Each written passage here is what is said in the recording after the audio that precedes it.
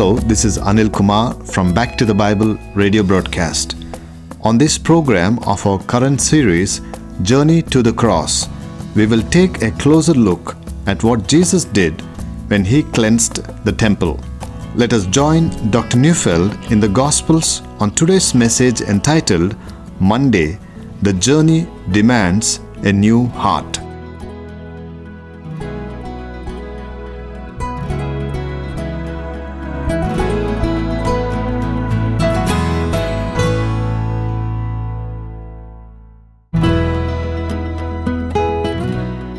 In ancient Israel, Passover was part of the Feast of Unleavened Bread. When God granted Israel deliverance from Egyptian slavery, the deliverance of God came suddenly.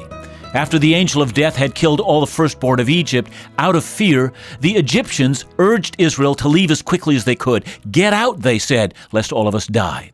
According to the command of God, all the Israelites then asked the Egyptians for gold, silver, jewelry, and clothing, which the Egyptians, being terrified, gave them everything they asked for.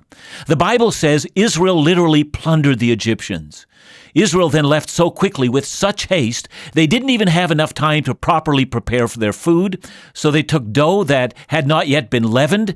And the wonderful truth is this: when God rescues his people, he does so suddenly, abruptly. They're set free. From this developed a tradition that came as a result of the command of God. When Israel would celebrate the Passover, they did so with unleavened bread. They would, in preparation for Passover, go through their homes and clothing, making sure there was not one piece of yeast in their homes. This preparation for Passover was infused with an additional meaning. The prophet Hosea would speak about idolatry as leaven, an evil, pervasive influence in Israelite culture that worked its way through everything. Amos the prophet speaks in a very similar way. He recounts Israel's sin, and then after sinning, he says, Israel would simply go through the ritual of their offerings, but, says Amos, this is as if they had offered to the Lord leavened bread, that is, unacceptable offerings. And so the idea of leaven in Passover bread became a symbol for evil. So preparing for Passover by removing leaven from your house was symbolic of preparing for Passover by removing all that was impure or unholy or displeasing to God on the Passover. On the day after Palm Sunday, Jesus was about to show Israel and the temple as a whole that they had not really done this for a long time. They were desecrating the Passover by their moral yeast. And so Monday marks the day in which Christ journeyed to the cross, shows us that his journey demands a new heart. Jesus has spent the night after Palm Sunday back in Bethany. It's now Monday, and he walks the 3 kilometers back to Jerusalem, but this time there are no crowds lining the way. Mark tells us that he was hungry. Now, had he not eaten? Well, we don't know because we weren't there, and Mark doesn't tell us, so we don't know. But we know that he sees a fig tree and leaf from a distance, and we know he walked up to the tree looking for figs. And finding none, he curses the tree. Mark adds a curious phrase. He says, "It was not the season for figs." Well, if it isn't fig season, why is Jesus looking for figs? And why does he curse the poor fig tree when he doesn't find what wouldn't be on the tree anyway? Matthew indicates the tree withered at once, and Mark makes it sound like it only withered the next day. That's on Tuesday. But the two accounts are easily harmonized. It must have been clear from the very moment Jesus cursed the tree that it died instantly. The disciples can visibly see a miracle. But the next day, the effects of a dead tree were completely apparent. The tree had altogether dried up. At any rate, why does he curse the poor tree? Critics of Christ claim that he had a bad temper. How do we understand him both cursing a tree for not having what it could not have and cursing it at all? We know that it's March or April, and it is true that figs would not begin for another 6 weeks. And I need to say here, I know nothing about fig trees, but I am told that a fig tree first leafs out, and when it does, there's a kind of a bud called in Hebrew a pagim, also called the early figs as opposed to the late figs. These pagim, or early figs, are a bland-tasting fruit that people sometimes ate. Technically, they're not figs at all, but they were called figs or were called early figs. Now, on any fig tree, if only leaves appeared without the pagim, then that tree would not have figs at all that year. That's probably an explanation of what we see here. That being said, yet why does Jesus curse the poor fig tree? I want to take you back to an earlier time in Jesus' ministry, a time when he was telling a parable which his disciples would probably have remembered.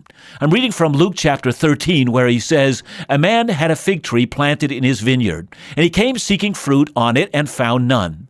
And he said to the vine dresser, 'Look, for 3 years now I have come seeking fruit on this fig tree, and I find none. Cut it down. Why should it use up the ground?' And he answered him, 'Sir, let it alone this year also, until I dig around it and put on manure, and if it should bear fruit next year, well and good, but if not, you can cut it down.'"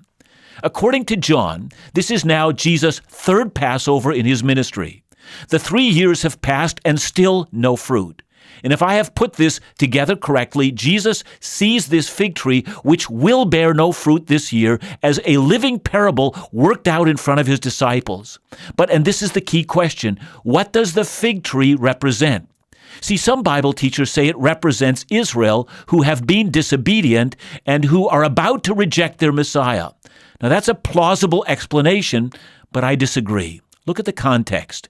Jesus has ridden into Jerusalem on Palm Sunday, and after he did that, he went into the temple, and then he went back to Bethany.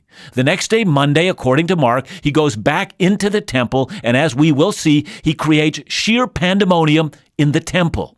The next day, on Tuesday, he goes into the temple again, and on this day, the entire day is filled with incredible controversy between him and the Jewish religious leaders who minister, yes, in the temple. And as we will see tomorrow, his final words around the fig tree have everything to do with the future of the temple. So from my vantage point, what Jesus is doing is cursing the temple itself. He is saying to the entire corrupt system of what the temple had become, "May no one eat fruit from you again."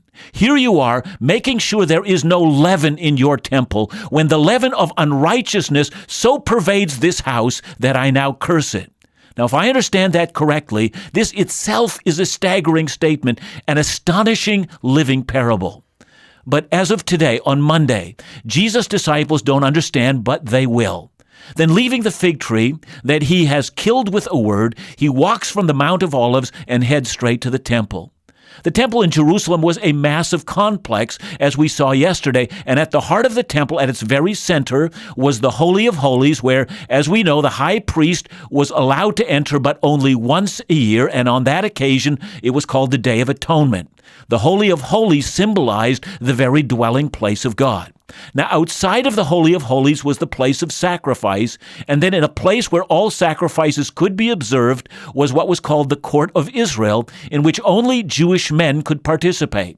And outside of that was the Court of Women, and all of this was enclosed behind a wall. Now, what I have described are the temple buildings, or what is called the temple complex. Surrounding this was a large open area, kind of like a large stone outdoor courtyard. Then surrounding this courtyard was a railing with a screen. Outside of the screen were a series of signs indicating that any Gentile who goes through the screen doors to approach the temple will be immediately killed, and I'm assuming that this will happen by the hands of the temple police. Now, outside of that screen was the court of Gentiles, and so you can get the picture. No Gentile would be able to even get close to the temple complex. They could see it through the screen from a distance. That place outside the screen was called, yes, the court of the Gentiles. During Passover, sheep would have been sacrificed. The Jewish historian Josephus estimated that some 250,000 sheep were sacrificed. But since no sheep may have a blemish, which includes any broken bone, no hint of disease at any time, no small or large defect, all these thousands of sheep would have been inspected by the priests. The rumor was around that the priests were sometimes crooked and in league with the money changers, and they might reject anyone's private offering or sacrifice. And so because you didn't want to drag your own animals all the way to Jerusalem only to be rejected by the crooked priests, so you went to the temple to buy already approved animals. And even though that was convenient, it was pricey.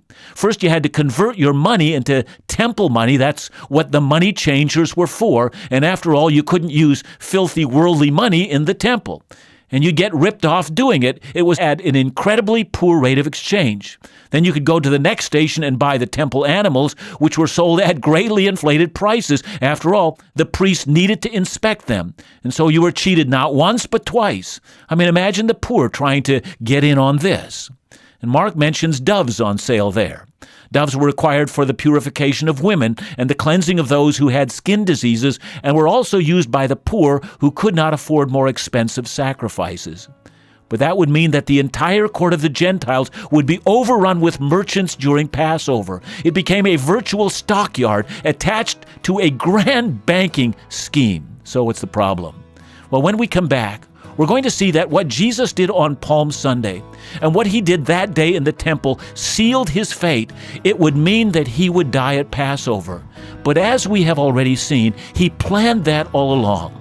When we come back, we'll see the drama of what has been called the cleansing of the temple.